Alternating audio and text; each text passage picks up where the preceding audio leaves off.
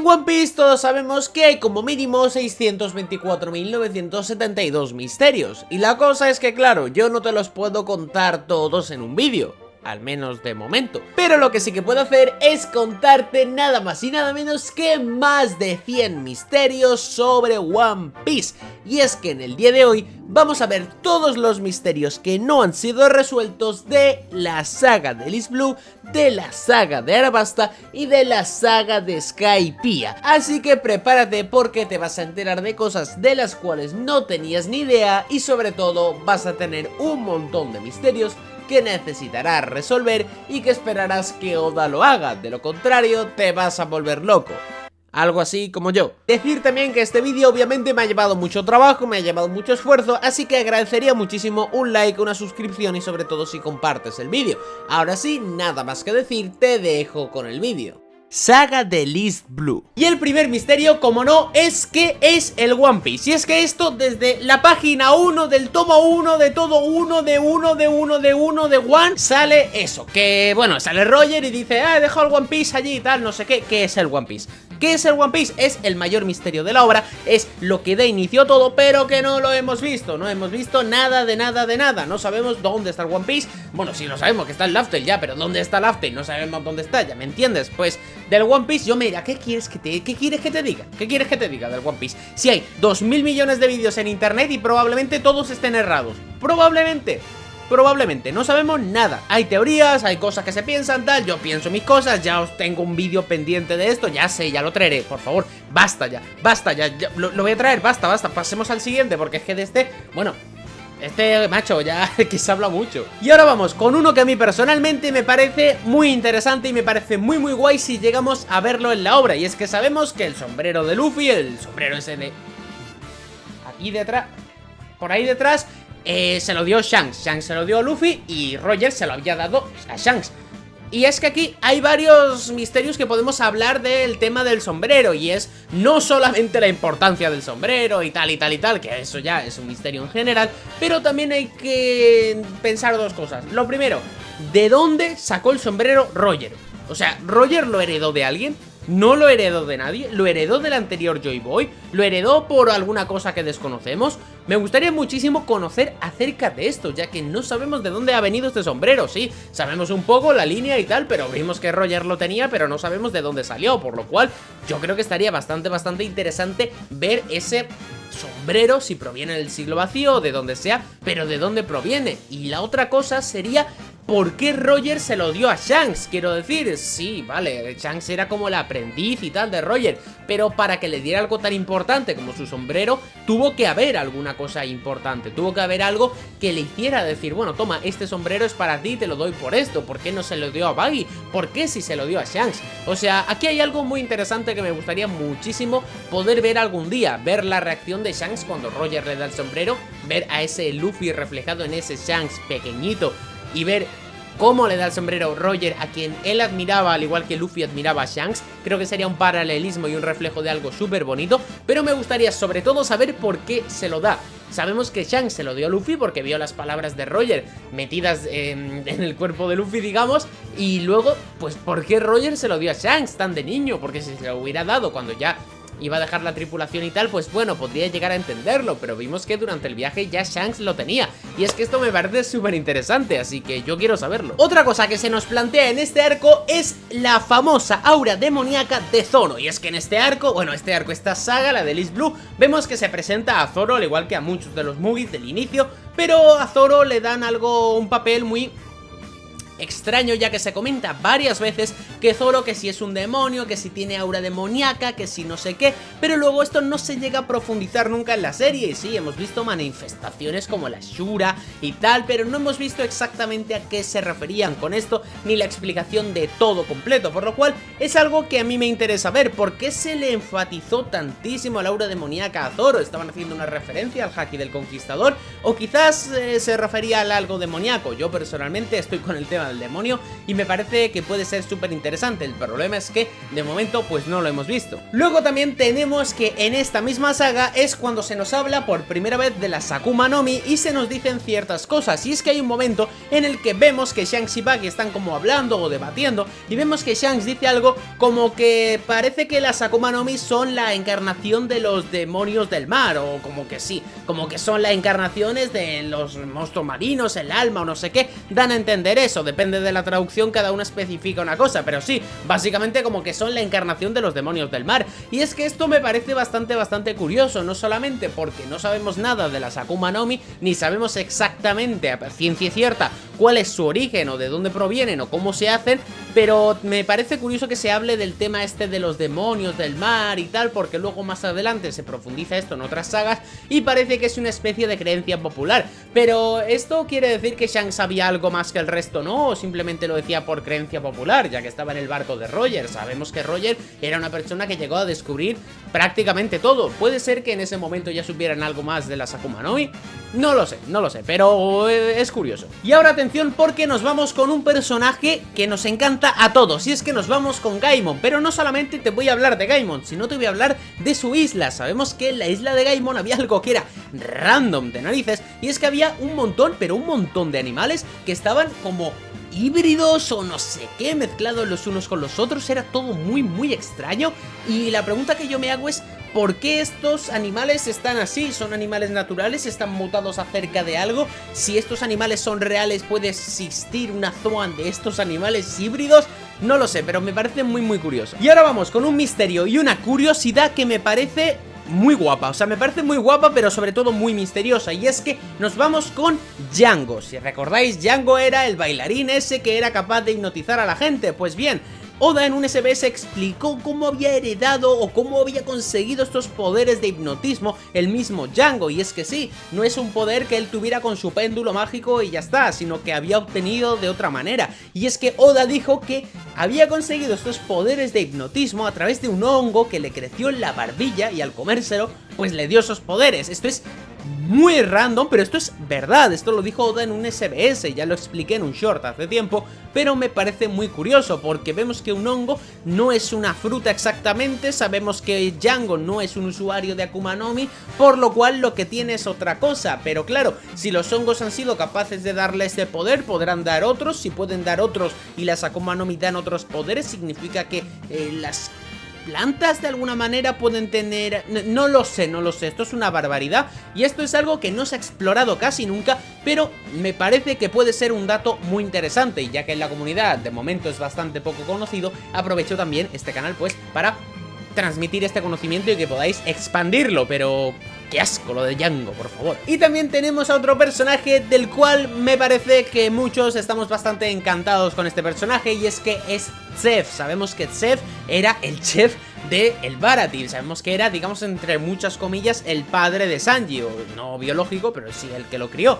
Y este personaje, vemos que durante el arco del Baratil se nos menciona que este personaje estuvo en la Grand Line, que estuvo un año y tal, y bueno, no se nos ha explicado nada de su pasado, ni sabemos exactamente hasta qué nivel llegó, no sabemos hasta qué nivel de fuerza llegó, no sabemos si estuvo en alguna tripulación interesante o no, pero me parece algo que molaría muchísimo ver, ya que se nos deja bastante en duda. Y aquí tengo apuntado, porque con lo de Zeph se nos viene relacionado otro dato, y es que vemos que cuando Zeph le cuenta a Sanji sobre el All Blue, vemos que dice que él estuvo un año en la Grand Line y que no consiguió encontrarlo, pero que encontró o vio la posibilidad de que el All Blue existiera, lo cual es raro de narices, porque significa que a pesar de que no lo encontró o consiguió entender o encontrar la manera de crearlo, o consiguió entender que eso podría existir de alguna manera, me pareció muy curioso, y yo no sé exactamente a qué se puede referir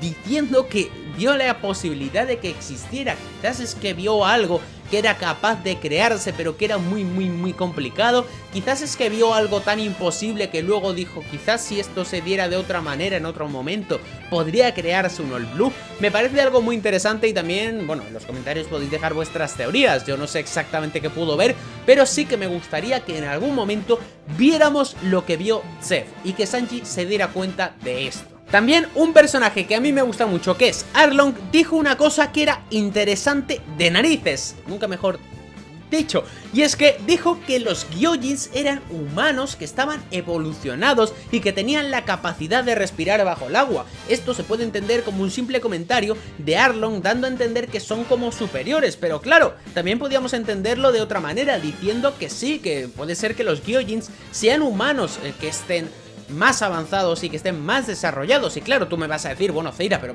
estos son especulaciones tuyas. Pues la cuestión es que hay una curiosidad y es que Oda en un SBS dijo que los Gyojin son mamíferos, cosa que es bastante rara, porque claro, al estar viviendo debajo del mar y ser peces y nos dan a entender que son mamíferos al igual que los humanos, puede ser que no estén tan lejos. Y bueno, ya hemos visto cosas como las sirenas o así, que tienen mitad cuerpo y, o sea, mitad cuerpo de humano y mitad cuerpo de pez, por lo cual estaríamos en un punto de decir que quizás los Mink, los Gyojin y todos estos provienen de los humanos. Uf. Y esto que voy a contar ahora es una curiosidad de narices y es un sitio que no sé si habrás escuchado hablar de esto alguna vez, de este sitio, pero te va a llamar mucho la atención. Y es que vemos que durante este arco vemos que dice, Nami está leyendo un periódico y ve que un sitio llamado Vira ha sido, bueno, que ha sufrido una especie de golpe de estado en el sentido de que se han rebelado contra el gobierno mundial y tal, y sabemos que esto fue hecho pues por los revolucionarios y tal. La cosa es que más adelante Oda le dio importancia a este sitio y dijo que Mont Blanc Nolan había estado por allí en sus viajes. Y luego también, en otra ocasión que ahora no recuerdo porque no es del East Blue, vemos que también se vuelve a mencionar el pueblo de Vira, pero ese sitio solo ha sido mencionado 2 veces en toda la serie, y las 2 veces ha sido por Nami. Una ha sido esta y la otra es la que no recuerdo en qué capítulo era, ni exactamente qué decía, pero sí recuerdo que lo decía Nami, por lo cual este sitio de Vira va a ser muy importante. La cuestión es, ¿por qué? ¿Para qué? ¿Cuándo nos lo va a presentar Oda?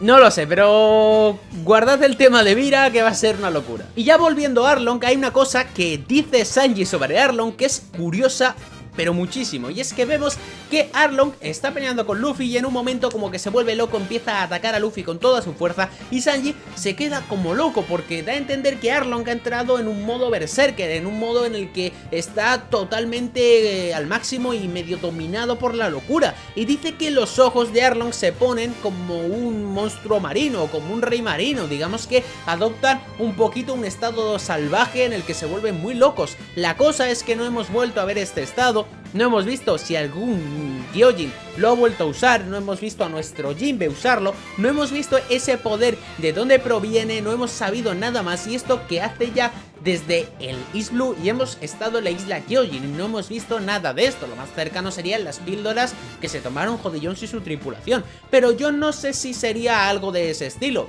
La cuestión es que a mí me gustaría muchísimo ver esto porque es y que se nos explicara un poco más. También uno de los misterios más grandes y más comentados por toda la comunidad es por qué y cómo Luffy se salvó en Lockdown. Sabemos que Buggy iba a ejecutar a Luffy cortándole la cabeza cuando cayó un rayo y le salvó, y de esa manera empezó a ver con una tormenta, un viento y tal, y hay mucha gente que piensa que es Dragon, pero es que esto no está confirmado, no hay ninguna prueba, ni hay nada, son simplemente especulaciones, y conociendo cómo es Oda, es capaz de que Dragon estuviera allí por otra cosa que desconocemos y que se salvara pues por otra cosa que también desconocemos. También Smoker menciona algo como que parece que el cielo mismo quería que este chico se salvara. Así que bueno, viendo yo el tema de dioses y no sé qué y no sé cuántos, ya me pregunto, ¿será la Akuma no Mi? ¿Será otra cosa? ¿Será, bueno, o sea, quiero decir, el dios Nika por la Akuma no Mi? No lo sé, pero la cuestión es que no tenemos nada de esto confirmado y de momento, oye, pues a mí me interesa saberlo, quiero saber por qué le cayó ese rayo. Y ya sí, para terminar, vamos con uno que es muy tocho, muy importante para la historia de One Piece, del reino antiguo y todo, estoy segurísimo, ya que cuando vemos que se dirigen a la Reverse Mountain, los Mugis, vemos que están subiendo por la corriente ascendente esa que hay en la Reverse Mountain, y de repente vemos que hay como unas estructuras con unos dibujos dibujos metidos en la Reverse Mountain, cosa que es raro. O sea, es muy raro porque tú ves las estructuras, tú ves ahí los marcos que hay y tal, y tienen como unos dibujos que son como un pez con una cabeza rara, como un dragón o no sé qué es. Y lo que yo me pregunto es, ¿quién ha construido eso allí? ¿Qué significado tienen? ¿Por qué tienen esos dibujos? ¿Eso no te recuerda a algo de Skypiea, donde veíamos ciertos grabados y cosas así? Pero ¿por qué se parece y si está...? No lo sé, pero esto tiene que tener alguna explicación. Y también me pregunto, ¿los otros caminos de la Reverse Mountain tendrán los mismos grabados? No lo sé, pero eso me parece algo que va a ser súper importante de cara al siglo vacío, ya que es un sitio en el que Oda no tiene que dibujar nada, es una puñetera montaña, pero Oda te lo pone, o sea que muchísimo ojo y muchísimo cuidadito porque eso va a tener una importancia que va a ser totalmente espectacular. Saga de Arabasta. El primer misterio y uno de los más importantes de toda la serie, uno de los mayores baits que nos hemos comido la comunidad de One Piece durante hace muchos años. Durante hace muchos años no está bien dicho, pero se me ha entendido perfectamente. Vamos con Crocus. Crocus en su presentación, aparte de ser una de las mejores de One Piece, el anime es espectacular, es muy graciosa y muy divertida, pero se nos explica y se nos dice algo de la isla final, de la última isla. Se nos habla de Laugh Tale, pero no se llama Laugh Tale, se llama Raftel. Y es que en la traducción, debido a un error o no sé qué puñetas, lo que he comentado antes de la R y la L y tal, pues resulta que en vez de Raftel es Laugh Tale, y que claro, suenan parecido, pero no es lo mismo. Y da gracias a que no entendimos que era Laugh Tale, si no creo que hubiéramos averiguado bastante antes el nombre de la isla. Ya basta el spoiler que nos metió One Piece Stampede, que sí, que yo me acuerdo que cuando vi Laugh Tale escrito allí yo dije en el cine, hostia, esto está mal escrito, en verdad es Raftel, no sé por qué será esto. Y yo luego cuando vi el manga me quedé con una cara de payaso que ni Baggy, la verdad fue gracioso. Pero sí, el primer misterio es ¿dónde está Laugh Tale? ¿Qué es Laugh Tale? ¿Por qué Crocus dice que da igual que la línea que sigan porque llegarán a Laugh Tale, pero luego no tiene nada que ver porque necesitan los Poneglyphs? Obviamente no le ibas a explicar a estos chavales lo de los Poneglyphs, pero entiendo que era para meterlos a la aventura, ¿no? Pero bueno, Laugh Tale exactamente es un misterio, o sea, su ubicación, dónde está, por qué nadie la ha encontrado, qué dejó allí Roger, si dejó algo, qué dejó allí Joy Boy, si dejó algo, qué es el One Piece, todo está más o menos relacionado. Y es que este es uno de los mayores misterios de la obra, del cual creo que todo el mundo tenemos alguna teoría en la cabeza. Yo es que no tengo ninguna opción súper fija de decir es esto y punto, sé que está aquí, pero yo para mí una opción que me convence mucho es que esté detrás de la Red Line o dentro de la Red Line o alguna cosa de estas y tal. Pero bueno, ya siendo Oda, vete tú a saber qué puñetas va a montar. Aunque ya digo, yo tiro por el tema de la Red Line y tal, que no es una teoría propia como tal, pero oye, yo tiro por allí y eso. Y Crocus, por si fuera poco, no solamente nos muestra el misterio del Aftel, Raftel o como puñetas sea, sino que nos introduce la voluntad, nos introduce lo que podría ser la voluntad de Dee y nos empieza a mencionar una especie de, no sé si plan, pero nos habla de la voluntad de Roger, ya que vemos a Crocus que en cierto momento dice: Roger, ¿es este el hombre al que estabas esperando? ¿Es Monkey D. Luffy el pirata al que tú estabas esperando? La pregunta es ¿para qué? O sea, la pregunta es ¿para qué? O sea, ¿para qué estaba esperando Roger a Luffy? O sea, ¿por qué Crocus dice que sí estaba esperando a alguien? ¿Es lo que mencionan en el manga, en el flashback de Oden, de que alguien le superaría? ¿Es eso a lo que se refiere? Pero la palabra esperando es como si necesitara que existiera. Es una persona que entiendo que estaba esperando con muchas ganas de que esa persona llegara. Y yo no sé si Roger, el tema de que alguien lo superara era algo como que esperaba con ganas. No estoy seguro del todo de que esto pueda ser así. Así que yo personalmente diría que esto no tiene por qué ser exactamente esto, o sea, no tiene por qué ser exactamente este diálogo, y creo que es uno de los misterios que más me interesa, ya que estas palabras se repiten varias veces. El tema de Shirohige le dice a Kurohige que no es el hombre que Roger estaba esperando, vemos que Shanks dice que Luffy dice las mismas palabras que el capitán. ¿Tiene algo que ver esto? Bueno, es posible, pero esto me parece uno de los mayores misterios. Y Crocus en general es un personaje misterioso, obviamente porque viajó con Roger, llegó a Laugh Tale y descubrió todo. Creo que hizo muy bien Oda en presentarlo al principio de la obra, porque si lo hiciera ahora junto a Robin y junto a otros personajes, quizás se nos resolverían muchos misterios de la serie que Oda se quiere guardar. Y ahora muchísimo ojo, porque vamos con uno de los misterios que personalmente me parecen más interesantes, que más me gustan y que sobre todo me llevan a teorizar y me llevan a comentarte la siguiente cosa. Y es que cuando llegamos a Little Garden vemos un libro llamado Bragman, que parece ser que es como una especie de novela fantástica que revela, bueno, ciertos relatos de ciertas personas, de ciertos piratas, exploradores o bueno, personas que han viajado por el mundo, que cuentan ciertos relatos, ciertas historias, y el libro es conocido como Black Men, que significa hombres misteriosos, por lo cual al llamarse hombres misteriosos se entiende que todo lo que viene allí es simplemente una especie de novela fantástica o que básicamente es mentira. Y es que vemos aquí que hay una anotación de un señor llamado Lewis Arnott que menciona que descubrió Little Garden, y toda la isla que vemos allí vemos que realmente ese señor Lewis Arnott sí que la encontró, y que lo que ponía en el libro por su parte era verdad. Y es que aquí voy a comentar una curiosidad y una teoría, y es que yo tengo la teoría de que este libro va a ser importante por una cosa que voy a mencionar justo al final de esto, pero yo tengo la teoría de que este libro era como una especie de recopilación de diferentes piratas, exploradores, viajeros del mundo, que había sido recopilada las partes más importantes, las aventuras más locas, las cosas más excepcionales, habían sido recopiladas en un libro y habían sido publicadas de manera de que todo el mundo pudiera llegar a conocer desde los pueblos de One Piece lo que es el mundo exterior y las maravillas y las barbaridades que hay por todo el mundo. Y es que esto creo que podría tener mucho sentido, ya que vemos que en One Piece obviamente no existe el internet, la gente no se entera de las cosas de fuera y viven un poco alejados de la realidad. Esto vemos que cuando ven una Akuma no Mi muchos no saben lo que es y tal, sobre todo fuera del Nuevo Mundo, y vemos como que es un mundo bastante distinto a las locuras que vamos viendo. De hecho no saben incluso la existencia de ciertas razas, o incluso tienen ciertos prejuicios y cosas muy raras hacia ellas porque precisamente no los conocen. Y es que vemos que parece ser que Black Men pudiera ser una intención de los autores o de las personas que recopilaron esto de hacer que el mundo lo conociera.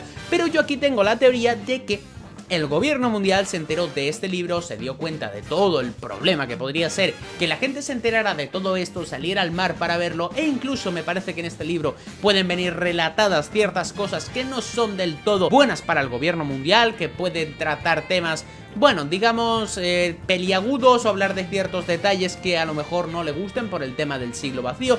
Y el gobierno mundial, viendo que ya no podía erradicar ese libro, porque vete tú a saber dónde está ese libro y todo, y que si empezaban a erradicarlo de cierta manera que fuera muy notable, la gente se daría cuenta y empezarían a sospechar, pudiéndose ir abajo todo el plan del gobierno mundial. Por lo cual, para mí, lo que hizo el gobierno mundial fue este libro republicarlo, este libro publicarlo de nuevo y publicarlo con el nombre de Black Men, hombres mentirosos, y decir que era simplemente una novela fantástica. De esta manera, cuando en los años se queden los libros y se queden las historias y los relatos de que si había una isla de gigantes o una isla de no sé qué, una isla de no sé qué volador y tal, pues básicamente dirían que esto es como un cuento, el típico cuento que te contaban a ti de pequeño de las alubias que llegaba al cielo y tal y no sé qué, y que había un gigante y tal. Pues las cosas esas que son cuentos populares, pues estas cosas que nosotros tenemos como cuentos populares, querría hacer el gobierno mundial de que esas historias, que sí que son reales en el mundo de One Piece,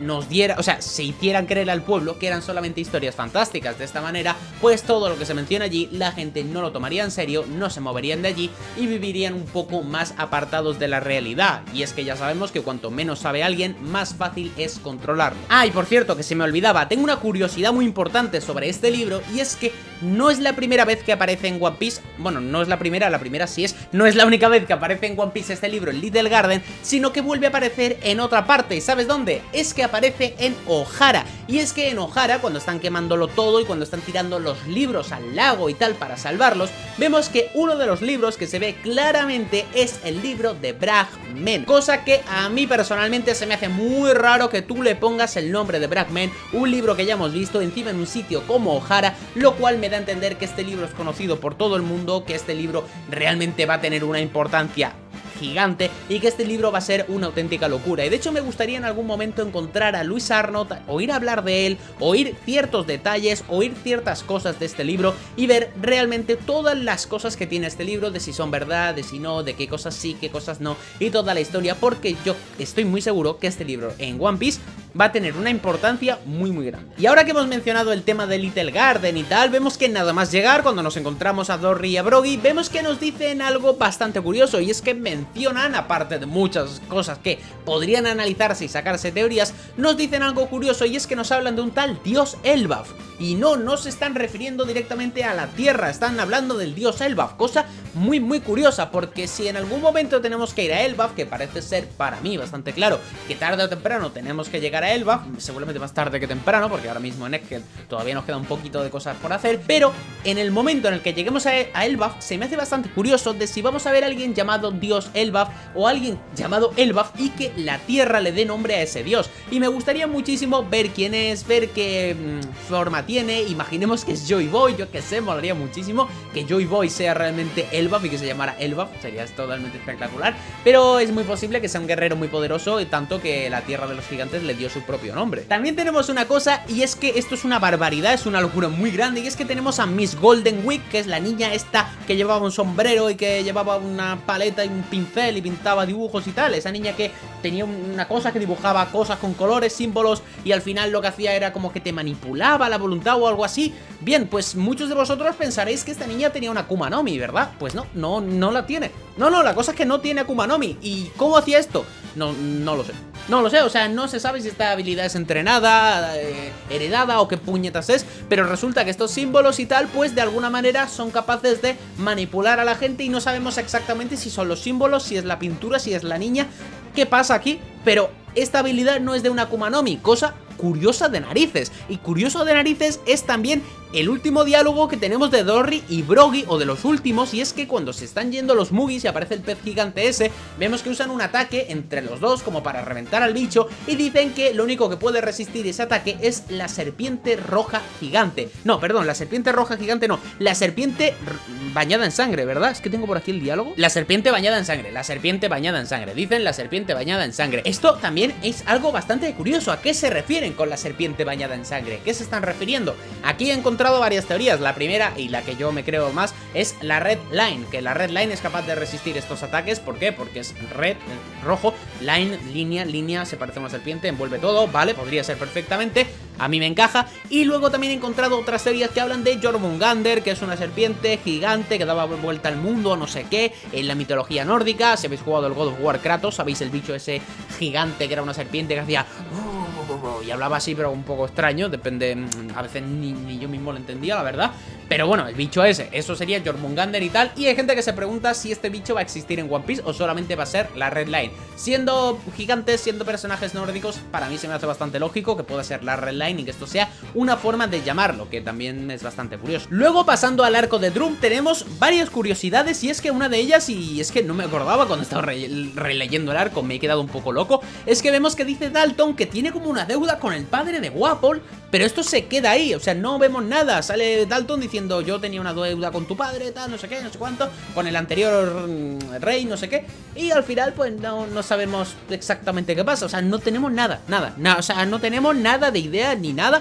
Y se me hace bastante curioso porque, oye, ¿por qué se mete esto si luego no se soluciona? Y Drum queda muy lejos, y Dalton no es un personaje que parece que vaya a tener demasiada importancia en la historia final, ni el padre de Wapol, ¿no? O sea, es curioso esto, pero me gustaría verlo mencionado de alguna manera, aunque igual a Oda se lo ha olvidado y lo pone más tarde, lo veo capaz. Lo que no veo capaz de no resolver es el misterio más grande que tiene Drum seguramente, y es la juventud de Kureha. Y es que Kureha dice siempre la frase de: ¿quieres saber el secreto de mi juventud? Frase que en principio tú dices: jaja, es gracioso porque se mantiene joven aunque tiene 140 años y ha sobrepasado la esperanza de vida de un personaje de One Piece. Es gracioso, pero luego lo analizas y dices: tenemos una fruta que es capaz de otorgar la juventud eterna.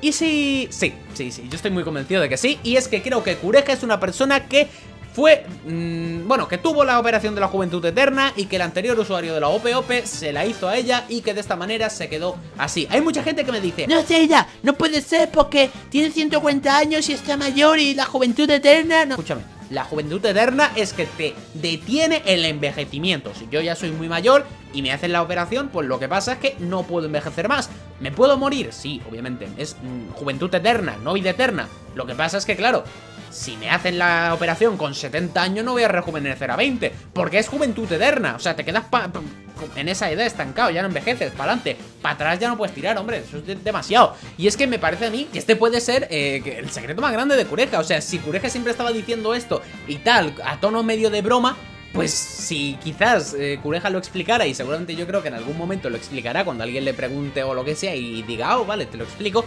dirá, sí, es que me han hecho la operación de la OPOP o algo así, y que lo explique bien y que nos explique cómo fue.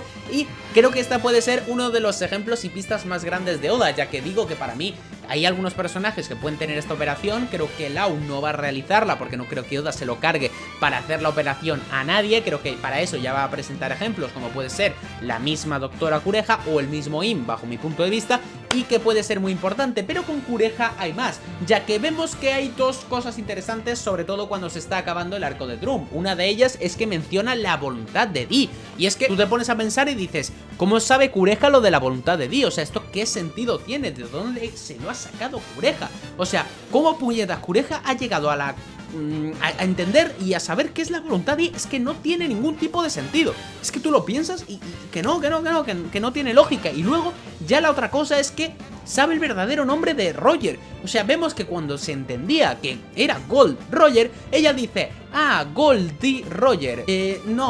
Dice Gold Roger, así que ahora te llaman así. Pues yo recuerdo cuando te llamaban Goldie Roger. Bueno, la cuestión, no me acuerdo cómo era el diálogo, pero eso, que le llama Goldie Roger. O sea, sabe el nombre de Roger también. ¿Por qué lo sabe? O sea, da a entender como que lo conoció, ¿no? O sea, yo entiendo que conoció a Roger. O sea, yo personalmente entiendo eso. Si no, no entiendo cómo puñetas pudo hacerlo. O sea, creo que la única opción lógica que le veo a esto es que ella en algún momento conociera a Roger, posiblemente fuera pirata, posiblemente incluso de los piratas Rocks, la veo bastante capaz, y que tenga la operación de la eterna juventud. Personaje que me parece que va a dar para muchísimo en One Piece. También en este arco las Akuma no Mi juegan un papel importante, ya que hay algunos misterios que están metidos un poco ahí disimuladamente, pero que cuando lo analizas a día de hoy te das cuenta de cosas muy raras. Y es que Chopper, cuando lo vemos que, bueno, adopta esas formas que adopta gracias a las Rumble Balls y que ahora ya no necesita, pero nos dice que, bueno, que gracias a las Rumble Balls es capaz de alterar la longitud de onda de su Akuma no Mi, lo que le lleva a diferentes transformaciones. Y esto es curioso, porque nos da a entender que las Akuma no Mi emiten ciertas ondas que pueden ser manipuladas para transformarte en una cosa más rara o una cosa más normal, una cosa diferente. Pero también es curioso cómo Chopper, uno, ha entendido esto, cómo lo sabe y sobre todo cómo ha creado las Rumble Balls. O sea, cómo él se da cuenta de esto y es capaz de crear una especie de cosa que manipule la onda de su fruta. O sea, esto es curioso de narices, pero muchísimo. Y es que creo que el tema de las ondas es clave para entender las frutas de One Piece y entender las Akuma no Mi exactamente de dónde vienen, cómo funcionan y todo esto. Y otra cosa importante es que en este arco tenemos que apareció Ace, no sé si había gente que lo recordaba, pero Ace estuvo por lo visto en Drum y estaba buscando a alguien y tal, y mencionan algo curioso, ya que dicen que en Drum ese día no nevó, y es raro porque siempre estaba nevando, y es que esto es algo que no se ha resuelto. O sea que muchos vais a pensar que por el despertar de la fruta de Ace, ya que las Logia parece ser que con su despertar pueden cambiar el clima. Sí, pero quiero decir, si Ace tenía la fruta despertada, no quiere decir que vaya a alterar el entorno de allí, porque no estaba activando su fruta, no la activó. O sea que yo no sé si simplemente con el despertar es capaz de cambiar eso. Esto querría decir que cuando vimos a Aokiji, por ejemplo, antes de entrar en Water 7, tendría que haber estado como el clima más congelado simplemente porque él estaba allí. Ya que quiero decir, si Ace se supone que tenía la fruta despertada, Aokiji muchísimo más. Por lo cual, yo qué sé, ¿os imagináis que quizás estaba preparando alguna especie de ataque de fuego, un Entei como el que preparó en la pelea contra Kurohige y lo tenía pues por allí en el aire o yo qué sé, y por eso era que no nevaba, y si se encontraba a Kurohige rematarlo con ese ataque porque ya lo estaba esperando o algo así? Bueno, yo qué sé, son ya fumaditas y tal y cosas que no tienen mucha lógica en principio, pero es que se me hace muy curioso. Ya saliendo de Drum y llegando a Arabasta, tenemos que Vivi menciona algo curioso, y es que vemos una especie de gatos marinos o no sé qué, y dice Vivi que no les ataquen, que aunque se lo quieran comer, aunque necesiten comerse algo de carne y tal, que no ataquen a esos gatos porque en Arabasta son sagrados. Y es que esto es raro porque sí, en Arabasta tienen muchas figuras que son como muy sagradas y tal, y vemos que, oye, pues es muy egipcio y tal, y entiendo que los gatos en Egipto pues son medio adorados y tal, pero ¿por qué en One Piece deciden hacer esto? ¿Por qué en One Piece deciden meter a los gatos marinos y no un gato normal? esto es curioso porque me parece a mí que tiene toda la pinta de que Oda de alguna manera relaciona estos gatos con el siglo vacío, ya que no por nada metería este diálogo, porque luego en One Piece no ha vuelto a tener importancia. También en este arco se nos muestra por primera vez, de manera explicada, que es el Kairoseki, y es que se nos habla del Kairoseki, se nos dice que es una piedra que tiene como la energía del mar, que es capaz de anular las Akuma no Mi a los usuarios y tal, pero no sabemos de dónde viene, no sabemos nada. O sea, sí, sabemos que se fabrica en Wano y tal, pero no sabemos cómo se hace. Quiero decir, yo no sé cómo una piedra transformarla en Kairoseki o cómo crearlo y tal, y no entendemos exactamente cuál es básicamente la función. O sea, no entendemos exactamente cómo hacen para poder crearlo. Sabemos que el Kairoseki es capaz de anular las Akuma no Mi e incluso despistar a reyes marinos para que no les puedan detectar y tal, pero quizás puede tener alguna función extra. No me extrañaría nada, ya que este material es muy posible que venga del siglo vacío. Pero si este material se creó para las Akuma no Mi, o igual no, ¿qué función tiene? ¿Cómo se creó? Entonces está queriendo decir que las Akuma no Mi vienen desde hace muchísimo tiempo también. Vais a ver que quizás a lo largo de este vídeo vamos a entender muchas cosas de la Akuma no Mi. Y es que también Oda aprovechó para meternos aquí una cosa curiosa, y es que nos metió por primera vez un objeto que había consumido una Akuma no Mi, y es que tenemos al perro cañón, ese que creó Vegapunk o no sé qué puñetas hizo, y que consiguió mezclar un objeto con una Akuma no Mi, y esto a día de hoy no sabemos cómo ha sido. O sea, no lo sabemos de momento, estamos entrando en Egghead y de momento no lo sabemos, aunque espero yo que lo podamos saber en muy poco tiempo, ya que en este arco espero que se resuelvan mil misterios sobre esto y sobre todo de cosas relacionadas con Vegapunk. Y es que esto se me hace muy curioso, porque el hecho de llegar a mezclar una Zoan con un objeto y tal, no sabemos exactamente cuál es la idea, o sea, cómo fue el procedimiento, cómo se le ocurrió, cómo lo hizo. O sea, creo que esto en general son muchos misterios y van a ser resueltos en poco. Y pasando un poco a Crocodile, vamos con la primera pelea que tiene contra Luffy, ya que cuando le está metiendo tremenda paliza menciona como que en Arabasta hay una especie de río subterráneo o algo así que él puede detectar con su fruta o no sé qué, y esto es curioso porque se menciona pero no tiene ningún tipo de importancia, y es que es raro que Oda te meta eso, te hable de un río subterráneo y tal y no sé qué y no sé cuántos, y es bastante curioso. Y es que yo ya hice una teoría hablando sobre esto, hablando sobre los ríos que pueden tener dentro Arabasta, y te la voy a dejar por aquí. Es una teoría hablando de Plutón, y ya sé que en ese tiempo cuando hice la teoría Plutón se suponía que estaba en Arabasta, aunque vais a ver que en esta teoría, cuando no se sabía nada, ya os relacioné a Plutón con el arco de Wano y os lo relacioné con su territorio. Simplemente cambiad el que dejan el Plutón en Arabasta con que lo van a dejar en Wano, y vais a ver que aquí también podría haber como una especie de segundo Plutón o que fuera parte de eso. Ya me vais a llamar un poco loco, pero cuando veáis la teoría vais a ver que todo tiene mucho sentido y yo personalmente estoy muy contento. Pero hablando de Plutón, tenemos uno de los misterios más grandes, y es que ¿por qué Crocodile conoce Plutón? O sea, ¿por qué sabe que Plutón está en Arabasta en teoría?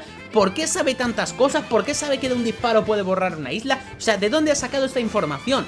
O sea, es raro porque esta información la tienes que haber sacado de algún lugar muy específico, de algún texto antiguo, de alguna investigación, de alguien muy importante, de antiguo, pero algún pirata podría saber esto. No lo sé, o sea, ya he hecho teorías hablando del pasado de Crocodile, más o menos intentando explicar todas estas cosas, si me acuerdo te la dejaré también por aquí, pero la verdad es que no hay nada muy claro sobre este personaje. También tenemos que Zoro en este arco nos dice algo como que es capaz de escuchar el aliento de todas las cosas o algo así cuando está derrotando a Dad Bones, y es que esto me hace preguntarme, ¿Zoro es capaz de escuchar la voz de todas las cosas? ¿Es esto lo mismo? ¿Es algo distinto? ¿Es como que nota presencia pero no es capaz de escuchar sus voces realmente? Esto es algo que se nos tiene que explicar, porque si es así, Zoro lleva escuchando esto desde Arabasta.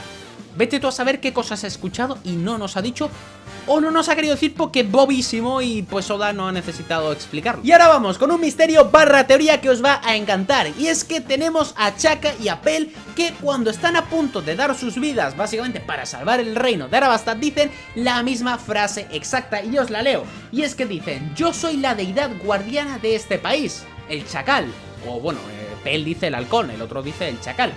Y dicen, aquel que destruye a los enemigos de la familia real. La frase es idéntica, en los dos casos, en las dos escenas es la misma. Y claro, viendo las estatuas que están en la entrada del palacio de allí de Arabasta y todo el tema, vemos que hay un chacal y hay un halcón. Cosa bastante curiosa porque, claro, quiero decir, esas estatuas llevan allí miles de años, por lo cual no tiene mucha lógica que las hayan construido simplemente por Chaka y por Pell. O sea que esto me hace entender que las Akuma no Mi de estos personajes parece ser que van de generación en generación en el mismo sitio de Arabasta, ya que cuando alguien muere entiendo que tendrán una Akuma no Mi cerca para poder regenerarla y tal, lo cual nos hace entender que Arabasta sabe cómo regenerar frutas y tal, incluso antes que nosotros, y que son un sitio que sí, que es muy antiguo y tal, pero que el tema es de igual pasa de familia en familia por parte de los Nefertari y que estaría muy bien. Pero también me hace pensar algo, y es que si estas estatuas tienen miles y miles de años,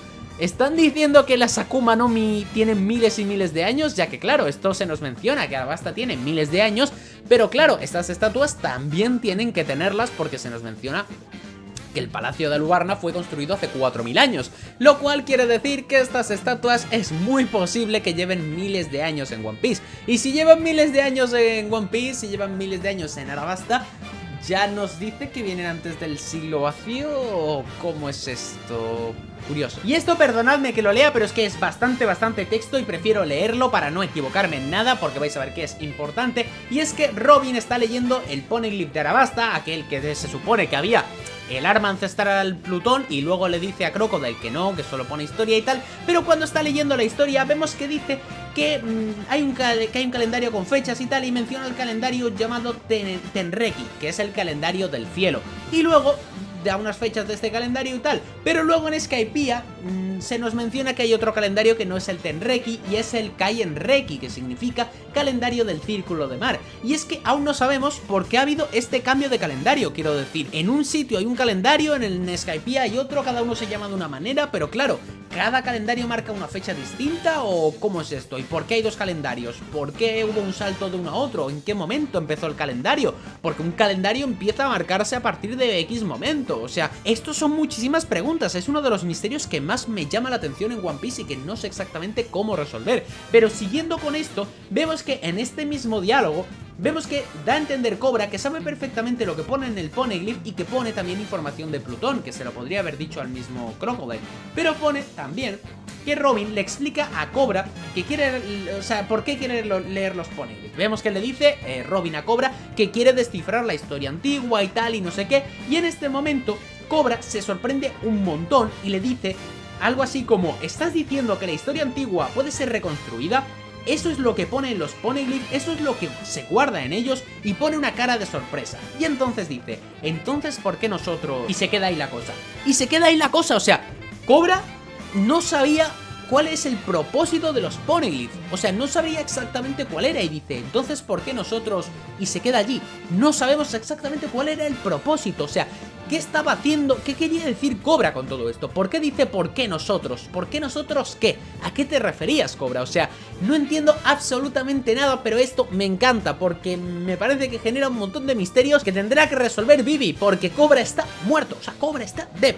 O sea, va a ser bastante complicado que Cobra pueda resolver estos misterios, pero bueno, vamos a tener fe y vamos a tener fe en que Oda en algún momento de la vida pues dirá, oye, pues te lo voy a resolver, porque si no a mí me puede dar algo muy fuerte. Y ahora muchísimo ojo, muchísima atención, porque vamos con el último misterio, y el misterio con el que te he generado hype en el vídeo, porque te vas a quedar muy loco o loca posiblemente. Y es que el último misterio es ¿cómo sobrevivió Pell a la explosión? En verdad no es el último, ahora te digo el último de verdad, pero paremos un segundo, vamos a ver. ¿Cómo Pell sobrevivió a la explosión? O sea, hay mucha gente, yo también, que lo intentamos justificar diciendo, pues esto tiene que ser que tenía la zona despertada y esto es el poder de la fruta y que se ha salvado por eso y tal.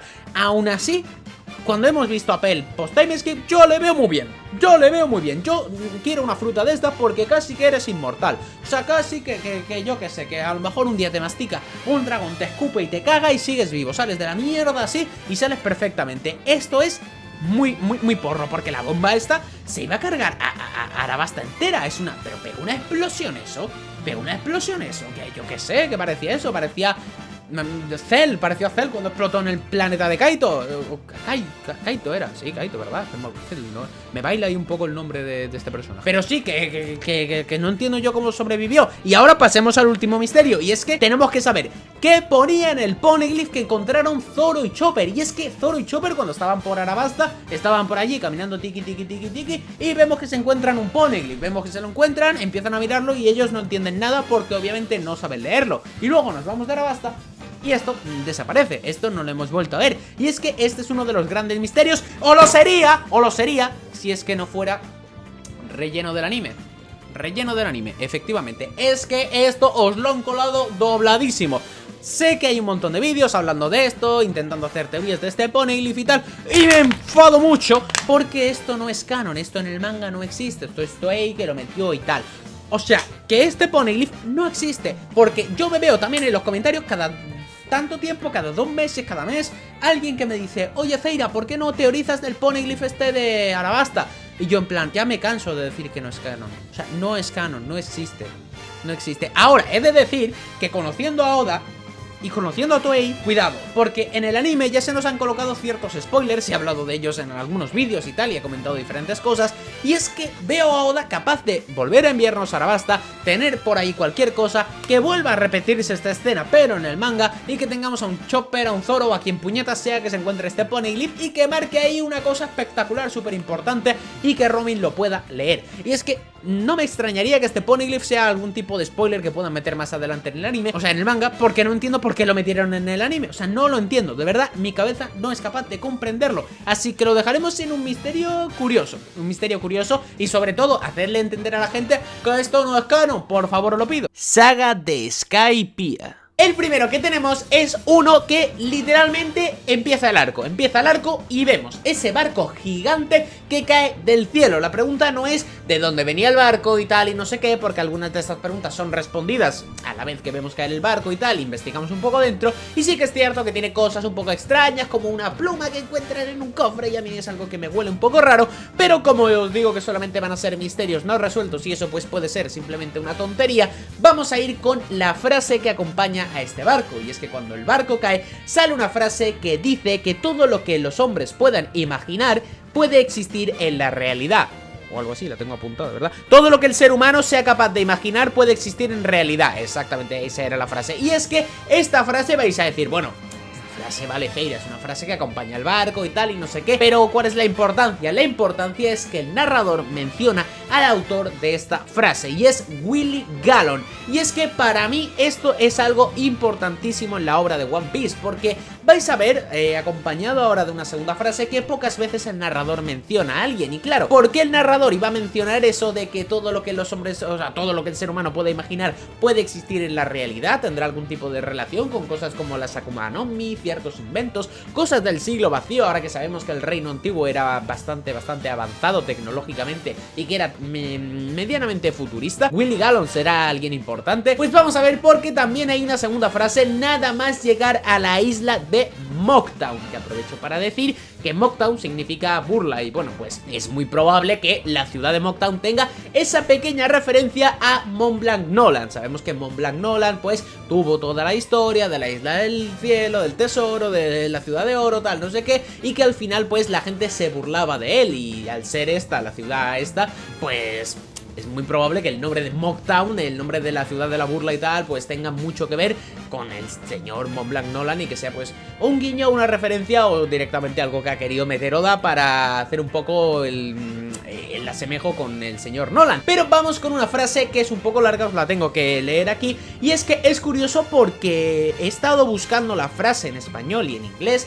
y es que en español venía una frase que era distinta, una frase que era, bueno, pues más resumida y más light, y no ponía ni el autor de la frase. En cambio en la traducción del inglés sí que viene esta frase, y es que pone: la costa oeste de la isla de Haya es un pueblo sin ley para aquellos fuera de todo gobierno, lleno de criminales, un pueblo donde la gente canta, ríe y se mata entre sí, un pueblo de ridículo y burla, Mocktown, de la bitácora de Jewal o Joe Wall, como puñetas se diga. La cuestión que esta hoy es otra vez que nos vuelven a mencionar a alguien en la obra con una frase, y es que pocas veces han hecho esto.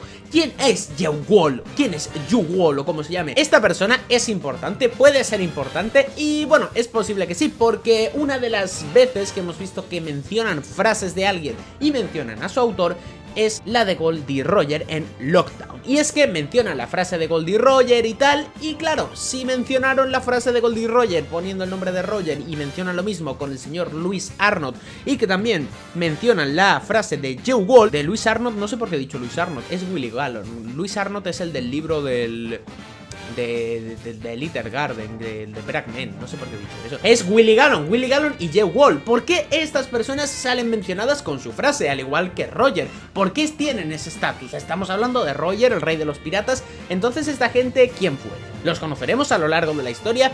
Yo diría que sí, porque Oda no creo que te plantee esos nombres y no creo que te plantee directamente nombres de personas en específico con unas frases muy concretas y tal en este arco, que sabemos lo importante que es de cara a futuro, para que luego no sean nadie. Y conociendo a Oda es muy probable que esta gente pues sean personas muy influyentes dentro de lo que viene siendo hace 400 años, hace 800 años, gente de la tripulación de Joy Boy, gente que eran amigos de yo que sea, de alguien importante que conozcamos, y espero que ahora que estamos en Egghead y estamos cerquita ya de averiguar cosas del siglo vacío, si no es este arco el siguiente, tengamos algo de información sobre ellos, sobre todo porque uno de ellos creo que era físico, si no voy equivocado, creo que era el Willie Gallon, creo que era físico, y oye, sería interesante. Y ahora vamos directamente a cuando los Mugis están ya dentro de Haya, y sabemos que entran en un bar, que se encuentran con Kurohige y tal, Kurohige sale, y bueno, entra alguien en el bar, entra el señor Bellamy, y bueno, vemos que discute un poco con Luffy porque se ríe de él, ya que dice que tanto el One Piece como la Ciudad de Oro como la Isla Esmeralda son tonterías y que son mentiras y que son cosas que no existen. Y claro, a día de hoy sabemos que la Ciudad de Oro existe porque la hemos visto, sabemos que el One Piece existe por mano de nuestra padre Shirohige, y luego también nos menciona la Isla Esmeralda. La cosa es, ¿la Isla Esmeralda existe? ¿La Isla Esmeralda existió? ¿Existirá? ¿Iremos a verla? ¿Qué importancia tendrá en One Piece? ¿Bellamy es acaso el Nostradamus y tiene el haki, vamos, el haki de observación avanzadísimo, solo que al revés, solo que las cosas que ve pues las tienes que dar la vuelta y son lo que va a pasar? ¿Es este señor Eiichiro Oda disfrazado con peluca para hacernos un poco el lío y despistar un poco a Luffy y saludar un poco al autor y tal? Por eso se come tantas palizas y sigue apareciendo en la obra y nos pretende hacer creer que es importante y que mola un montón, cuando en verdad pues XD. Pero claro, hay un misterio también muy tocho después de que salgan del bar, ya que salen, se quitan un poco ahí el polvo, un poco las heridas y tal, pero bueno, vemos que Zoro y Luffy están bastante bien, y salen, se ponen de pie y se encuentran otra vez con Kurohige, quien está sentado afuera y está haciéndoles el típico discurso que conocemos todos de los sueños de las personas nunca mueren y tal, a lo cual vemos que Kurohige se va y vemos una escena muy icónica, sobre todo en el tema de las teorías, y es que vemos a Zoro y a Luffy que hablan con Nami y le dice Nami, oye, como este hombre parece que sabe algo de la Isla del Cielo, igual deberíamos preguntarle. Y dicen Zoro y Luffy, no era él, sino ellos. Y es que esto es algo que a día de hoy no sabemos qué significa. Ya sé, muchos me vais a decir, no, Zeira, es que es obvio que tiene estas almas, es obvio que lo dice por la tripulación, es obvio porque tiene personalidades dentro, es obvio porque no sé qué. No, no es obvio nada. Cállate la puñetera boca, que no es obvio nada. Si es obvio tantas cosas, pues luego alguna de estas puede ser verdad, pero el resto sería mentira, por lo cual no es obvio. Hay que esperar a que Oda nos diga el qué. Hay que esperar muchísimas cosas y esta es una de ellas. Yo la espero con ganas. Tengo muchas ganas de conocer vuestras teorías. Como alguien me suelte la típica teoría de que si tiene el alma de alguien no sé qué, la botella de antes os la vacío en los gallumbos, en los calzoncillos, os estiro en los calzoncillos y os lleno así de agua entero y me va a dar igual, me va a dar absolutamente igual. Por favor, ser un poquito originales. Y siguiendo con esto, vemos en el capítulo 228 a Mont Blanc Cricket, que es un descendiente de Nolan, y menciona algo muy interesante e importante, y es que dice que a lo largo de las generaciones, a lo largo de la historia, mucha gente de su familia ha salido al mar a recorrer todo el gran mar, a recorrer todo el mundo, para intentar limpiar un poco el nombre de Nolan con el tema de la Ciudad de Oro, ya que hay mucha gente que cree que esa ciudad existió de verdad y quiere limpiarla, igual que él estaba haciendo lo mismo buscando por debajo del agua a ver si encontraba la Ciudad de Oro porque se hubiera hundido, por lo cual esto nos deja ver que es muy probable que a lo largo de la obra en algún momento nos podamos encontrar a alguien que lleva el mismo apellido de Nolan, ya que bueno, si se fueron por todo el mar y tal, y este era Montblanc Cricket, pues es muy probable que veamos a alguien que se llame Montblanc Pepito y esté por allí. ¿Os imagináis que hay alguien que se llama Montblanc Zeira? A mí la verdad que me daría algo y cogería y me cortaría el pito en directo y me lo tiraría hacia la boca para comérmelo. Hablando de directo, sabes que me puedes seguir aquí en Twitch, donde estamos haciendo sorteos. Este mes estamos haciendo sorteo para suscriptores de los cuadros que tengo aquí atrás, que si te interesan, pues yo te los regalo. Solo te suscribes, te puedes suscribir aunque yo no esté en directo, de forma muy sencilla, y ahí hacemos directos de One Piece, tal, viendo teorías, tal. Ahora estamos viendo Inazuma Eleven, a lo mejor te interesa, y seguimos con el vídeo. Y más tarde, en ese mismo capítulo, vemos que Nami lee un trozo de, bueno, como un diario de la aventura de Nolan y tal, y descubrimos que existe el calendario del Círculo de Mar, que es el Tenreki.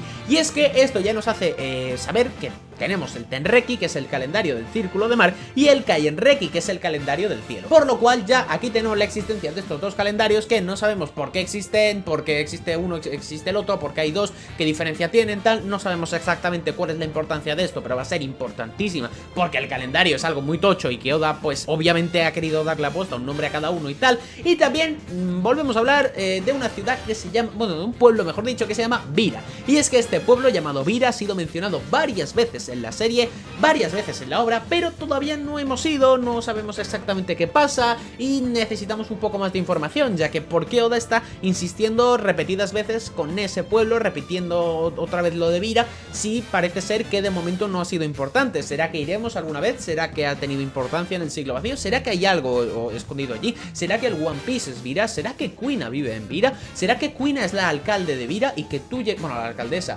pues me la agarras y me la besas? ¡Toma! Que como te la he colado en HD, ¿eh? Y en el capítulo 233 veríamos a Buggy, que efectivamente hablaría del tesoro del Capitán John. Y es que esta sería, creo que la primera vez que Buggy hablaría del tesoro del Capitán John y seguiría buscándolo hasta el día de hoy. ¿Ya lo habrá encontrado? Hombre, yo entiendo que sí, si tiene el Buggy's Delivery tanto dinero lo puede haber sacado de allí, espero, vamos, porque si no todavía sigue buscando el de esto, está tardando más que Luffy para encontrar el One Piece. Y mucho ojito con este porque a mí me parece una maldita barbaridad, y es que en el capítulo 234 tenemos a Kurohige, que está viendo la nueva recompensa de Luffy. Recordemos que se había actualizado de 30 a 100 millones y vemos que Kurohige está viéndola y dice, bueno, no me resulta extraño, ya decía yo que 30 millones era como mucho para el nivel de haki que sentí. Y claro, vamos a ver. Estás diciendo no solo que Kurohige es capaz de notar como el haki de la gente, o que notó como la presencia de Luffy y tal, sino que Luffy para ese momento ya tenía haki. O sea, esto a mí me parece algo muy interesante. Sí que anteriormente habíamos comentado que creo que fue en el de Arabasta, que hay una escena en la que Luffy consigue golpear al Mr. 3, se llamaba el tío de la cera, no recuerdo, yo con los números voy muy mal. El tío de la cera le consigue golpear cuando hace sus clones y muy probablemente fuera pues un indicio de haki de observación y tal, sin que él se diera cuenta. Lo cual parece ser que, sumado a la frase de Kurohige, a pesar de ser la primera vez que sabemos que existe el haki en One Piece, la primera vez que se le menciona, ya tenemos en cuenta que Luffy para ese momento tenía haki y que Kurohige era capaz de sentirlo, por lo cual obvio su potencial, o se dio cuenta del haki que tenía. Y de verdad, me parece una colada y me mola muchísimo, porque no caía yo en que Kurohige era la primera persona en mencionar el haki, ni que Luffy tuviera ese haki allí. Esto mola mucho. Y también más tarde, en esta misma escena, vemos que Kurohige y su banda empiezan ahí a caminar, digamos, hacia la nada, bueno, hacia su barco, entiendo yo, y vemos que están hablando y vuelven a hacer énfasis en una cosa que yo os digo que va a ser importantísima en One Piece, que cada vez que sale os digo, chavales, esto está aquí por algo, y es el destino. Y es que Kurohige y su banda vuelven a mencionar el destino, cosa que mencionan ya durante varias veces en la obra. Parece ser que la tripulación de Kurohige está muy ligada al destino, me gusta bastante, porque creo que cuando sepamos el pasado de Kurohige, cómo conoció a sus primeros nakamas, quizás un poco de la tripulación de Rocks, que ya sabéis que para mí hace mucho paralelismo, sepamos qué pasa con el destino y qué pasa en el destino en One Piece. ¿Por qué se comenta tanto de lo del destino? Porque hay varias escenas que son raras y tienen la palabra destino muy remarcada. Por lo cual, oye, me interesan las teorías sobre esto. Y ahora sí, llegamos al cielo. Y es que llegamos al cielo, nos encontramos con Gunfall, que nos dice, vamos a ver, ¿cómo que habéis venido con el no gap stream ¿Cómo que habéis venido con la corriente esta? ¿Por qué no habéis venido con la manera normal? Y es que dice, ojo, que se puede llegar a través de la cima del High West. O sea, él dice que a través de la cima del High West se puede llegar. Y quiero decir, vamos a ver, si Oda nos ha metido este diálogo y diciéndonos que hay una forma de llegar allí sin arriesgarte a morir por una corriente de agua gigantesca que te impulsa hacia el cielo y que es una puñetera lotería llegar o no llegar y que muy probablemente te puedas morir, ¿cuándo la vamos a ver? Porque tenemos que verla, o sea, tenemos que verla, tenemos que ver esto y tal. Yo tengo una teoría sobre esto, yo creo que esto puede estar por Elbaf, estoy muy convencido que esto tiene que ser por Elbaf, por el árbol Adam, estoy muy convencido. No, creo que no está nada confirmado, diría yo que no, pero yo creo que sí, yo creo que se puede llegar allí perfectamente y que subiendo por el árbol Adam es la otra manera de llegar. Ahora, también te digo, si me tengo que ir hasta la isla de los gigantes y tal, y pasar toda la isla de los gigantes sin que me apuñalen, bueno, apuñalen es lo mínimo que te puede pasar allí, sin que te pisen o que te maten o lo que sea, creo yo que a lo mejor lo de la corriente esta pues no me sienta tan mal, a lo mejor no me molesta tanto.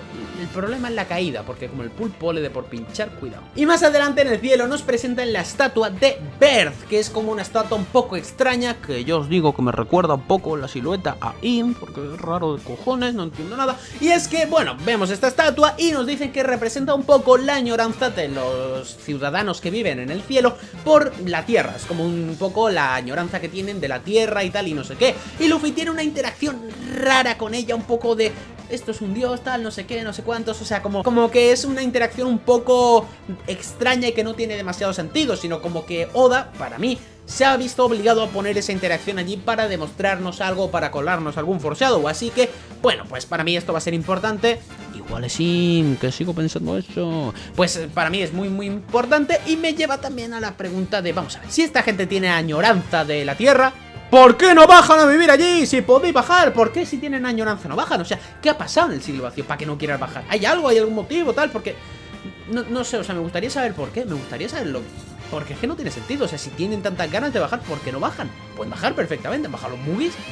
No lo entiendo. Yo quito este dato y este misterio porque me parece algo interesante, y es que vemos, bueno, la primera pelea que tienen Wiper y Luffy cuando llegan allí al tema ese del bosque, que hay las pruebas de Enel y tal y no sé qué, se pelean un poco y cuando Luffy rechaza la bala de su bazooka hinchándose, pues dice Wiper, hostia, es una habilidad paramecia. Me parece que ibas un poco mal encaminado porque al final ha sido todo. Pero bueno, vemos que es la primera vez que se nos menciona la clasificación de las frutas y que sabemos que la de Luffy es paramecia y más adelante sabemos que la de Enel es logia y tal y no sé qué, pero el problema no es solamente que Wiper lo conozca, sino que parece ser que la gente del cielo conoce bastante bien las frutas y que conoce bastante bien los tipos, por lo cual esto es curioso porque no hemos visto demasiados usuarios, solo hemos visto a Enel y a Luffy y tal, y creo que pues nadie por ahí arriba tenía la fruta y tal, bueno, el caballo sí que tenía la fruta y tal, pero bueno, el caballo ese que era luego un pájaro, que era un Pegaso un poco extraño. Vemos que no hay demasiadas frutas, que no es que como todo el mundo tenga, y parece una cultura un poco extraña y un poco atrasada. Entonces, ¿por qué conocen tan bien las frutas? Ya que en el Mar Azul hay poca gente que las conozca. En el Nuevo Mundo sí que las conoce más gente, pero estamos hablando de ya la élite, por lo cual es extraño que antes no las conozcan. Y también es curioso que la primera vez que sepamos los diferentes tipos de estas frutas sea en el cielo. Y en el capítulo 254 es la primera vez que vemos a un Clavauterman, concretamente el Clavauterman del Merry, que más adelante tendría, bueno, todo el arco de Enies Lobby, Water 7, casi protagonizado en parte por él de manera secundaria, digamos, quitando los Mugis. Es totalmente brutal, pero claro, Oda nos está presentando esto, nos lo presenta desde Skypiea. ¿Qué pasa con los Clavauterman? ¿Qué son? Sí, ya, el espíritu del barco, ¿qué tal? No sé qué. Ya, aquí hay algo más. O sea, aquí sí, vale, son el espíritu del barco. Vale, pero ¿qué va a pasar con esto? Oda ha querido dibujar el Clavauterman para ponerlo en este arco y el barco del Merry y para adelante. No, Sunny va a tener Clavauterman, va a pasar algo con el Clavauterman del Noah, con el Clavauterman de Plutón si es un barco realmente, con el Plutón de... o sea, con el Plutón, con el Clavauterman del Oro Jackson, con el Clavauterman de algo de Joy Boy, no lo sé, pero algo del Clavauterman, de los Clavauterman va a ser importantísimo, porque yo no me creo que Oda haya metido esto por poner en un arco, de decir, me aburro y te lo voy a poner para crearte Water 7, no. Y también tenemos a Gunfall, que nos explica por primera vez qué es el mantra, que más tarde entenderíamos que es lo mismo que el haki de observación. Y atención a la explicación porque es curiosa, y es que dice que cada persona teníamos una voz dentro de nosotros y que tú con el haki de observación lo que haces es predecir el siguiente movimiento de la persona escuchando su voz, lo cual me mola bastante porque aparte de que todo el mundo tenemos una voz, mola con el tema de la voz de todas las cosas, pero ya se me hace un poco extraño porque si ese es el nivel básico pero luego el nivel avanzado es puedes ver el futuro que pasa, puedes escuchar a lo mejor las voces o predecir ciertas cosas de todo, no lo sé, pero creo que esto de cara a la explicación completa y concreta del haki que yo pienso que tenemos que tener, va a ser muy importante. Además mola que se llame mantra en el cielo y que abajo se llame haki de observación. Lo del mantra posiblemente sea una palabra importante para algo. Y ahora vamos con una curiosidad de Enel, y es que, bueno, Enel dice que la gente del Mar Azul está en las Islas del Cielo porque quieren la Ciudad de Oro, y es que dice que los habitantes de por allí, los Shandians y todo esto, no conocen cuál es el verdadero valor del oro, y que él sí que lo conoce, por lo cual esto es raro. Si Enel conoce el valor del oro, si Enel sabe tanto del Mar Azul, ¿por qué lo sabe? Porque yo no creo que Enel haya bajado de excursión al Mar Azul y haya subido, de hecho no sabemos nada de esto. ¿Acaso es que en su anterior tierra que fue destruida hace 6 años, él sabía algo porque en su pueblo lo sabía? Quizás había alguien que se lo contó, se enteró a través de su fruta con el haki de observación y con el tema de las ondas electromagnéticas que transmitía a través de su fruta. Esto es curioso porque es un dato que dejan ahí un poco al azar, pero claro, Oda, ¿por qué te va a poner este discurso en manos de Enel, o en boca de Enel mejor dicho, si no sabemos que Enel sepa nada de esto? Curioso. Y ahora mucho ojito porque esto me parece de lo más importante de todo el vídeo. Atención, procedo a leeros. Y es que vemos que Robin encuentra una estructura que parece un poneglyph, pero no es un poneglyph, pero tiene el lenguaje de los poneglyphs. Robin lo lee y pone lo siguiente: la verdad en el corazón y la boca sellada. Somos los que registramos la historia juntos con la gran campana. Esto quiere decir para mí que la campana en el siglo vacío fue no importante, importantísima. Si esto está registrado en una de las paredes de Shandora con el lenguaje de los poneglyphs como si fuera un poneglyph, para mí lo es. O sea, para mí es importantísimo el tema de la campana. ¿Por qué se da tanto bombo a la campana? ¿Cuál era el verdadero motivo? Pero bueno, también más adelante vemos, Robin menciona que los libros de Shandora fueron quemados y que fueron atacados por un enemigo, y esto ya nos demuestra un poco también que tuvo que ver con el siglo vacío, ya que ella misma menciona que esa ciudad tuvo hasta ese momento y que en esos 100 años pues se borraron de la historia y tal y no se sabe qué pasó, así que ella está un poquito de los cabos y pues se da cuenta que si hace 800 años pasó todo esto y que les atacó un enemigo, probablemente fuera que ese enemigo atacó hace 800 años. Más adelante, cuando se enteraría de todo el tema de que el gobierno mundial fue formado hace tanto tiempo y tal, pues ya empezaría a atar un poquito de cabos, si es que ya nos deja un poco encaminado desde Skypiea la historia del siglo vacío hasta el final. Y en el capítulo 275, el jefe de la tribu Shandian repite la misma frase que había leído Robin en la pared esa que parecía un poneglyph, y vemos también un poquito del flashback de el tema de los Shandians y tal, y nos menciona que sus antepasados dieron la vida por proteger las ruinas y por proteger unas tablas de piedra que había en Shandora, y que hubo mucha gente que murió a lo largo de esos años, pero fue por proteger la gran campana y por proteger los poneglyphs, cosa que ya nos deja entrever lo que pasaba con esto, y obviamente necesitamos saber más de esto, porque sí, esto es la puntita del iceberg, pero claro, ¿qué pasó allí? ¿Quién les atacó? ¿Cómo les atacaron? ¿Qué clase de bicho les atacó? ¿Si les atacó personas, un ejército? ¿Por qué se retiraron? ¿Por qué se rindieron los que estaban atacando? Al final se salvaron, vale, pero ¿por qué no acabaron volviendo para destruir eso?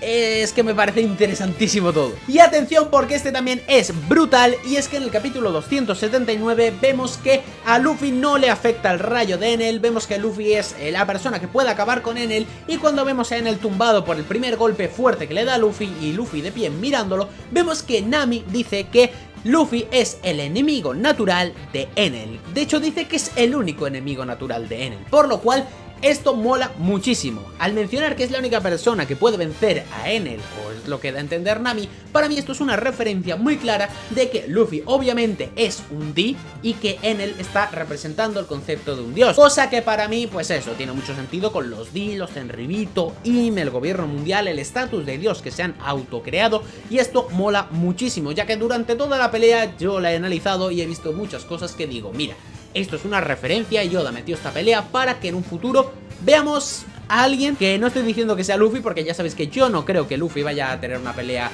con Im, porque no creo que Im sea el poderoso y tal, pero creo que sí que vamos a ver a un D que se ríe un poco como C, jajajajaja, quitarse de en medio a Im-sama, ponerse como rey del mundo, y bueno, ver un poco reflejado que es el enemigo natural y que los Dés son los enemigos de los dioses. También durante el flashback de Nolan vemos que están a punto de sacrificar a la hija de Calgara dentro del altar ese y tal, y que va a aparecer la serpiente, y en ese momento, para llamar a la serpiente, mencionan al dios del sol, al dios del bosque, al dios de la tierra y al dios de la lluvia, que se me estaba olvidando, no me acordaba del dios de la lluvia. Y es que vamos a ver, si al dios del sol lo conocemos porque es Nika, es Luffy y tal, ¿habrá un dios de la lluvia, dios del bosque y dios de la tierra? ¿Serán el mismo? ¿Lo veremos? ¿No lo veremos? ¿Alguno me va a decir que el dios del bosque es Green Bull? No lo sé, ¿serán frutas? ¿No serán frutas? Tengo ganas de ver esto, pero obviamente Oda si ha metido el dios del sol y luego es tan importante la fruta de Luffy y del dios del sol. Esto para mí va a ser importante. Y también durante el mismo flashback vemos que Nolan está hablando un poco con los Shandians y tal, y nos dan a entender que los Shandians tienen como miedo o como que no están avanzando en la sociedad y que se quedaron un poco estancados en eso, como una tribu más antigua, a pesar de que sabemos que anteriormente pues tenían bastante avance tecnológico. Y es que se quedaron un poco en la época de adorar a tantos dioses y todo llevarlo en referencia a los dioses, hasta que llega Nolan y les espabila, le pega un gran discurso a Calgara y le dice que si tiene tanto miedo a los dioses por esto. Y es que claro, esto para mí puede hacer una referencia clarísima a que algo pasó hace 800 años, hace 400 desde el sitio de Nolan, desde la época de Nolan, hace 800 años, y que pasó algo tan bestia con los supuestos dioses que se han quedado como traumatizados, o que de generación en generación han aprendido o les han inculcado que tienen que adorar a los dioses porque son cosas a los que ellos rezan, por el miedo que les tienen, por el daño que les causaron anteriormente. Y si vemos que el gobierno mundial tiene este estatus de dios, vemos que estas cosas empiezan a tener mucho sentido, por lo cual creo que este flashback, conforme vayan pasando los capítulos, va a ir ganando en importancia, en contenido y sobre todo en la barbaridad de flashback que es, que de verdad es una locura. O sea, qué gozada de volver a leerme. Y durante este flashback, cuando Nolan vuelve para enseñarle al rey de su pueblo y todo el tema de que ha encontrado la ciudad de oro, vemos que la ciudad de oro sale disparada hacia el cielo, y cuando va Nolan, obviamente no hay nada. Pero claro, aquí pasa algo que a mí me deja entrever que en algún momento tenemos que saber la verdad del flashback de Nolan, porque yo creo que no está toda la verdad ahí. Y es que vemos que el rey se entera obviamente de lo que pasa con Nolan, se da cuenta que no hay ciudad de oro y tal, y él considera que le ha engañado, pero entonces llama a un testigo falso para decir que la ciudad de oro no existe.